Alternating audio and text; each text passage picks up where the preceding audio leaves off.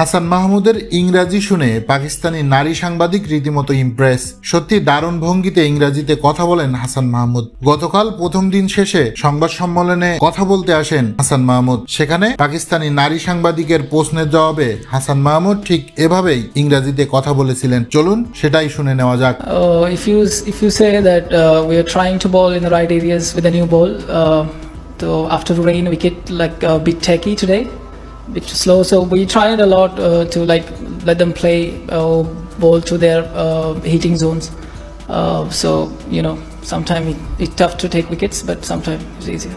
I think we've been practice here before, like I've seen the wicket was very green, so I thought there's gonna be pace and bounce. So after the rain comes and it feels a bit tacky and slow, then after we decided to bowl one side and pack one side to their strong zone, and we're bowling to our length and try to be accurate, so that's all.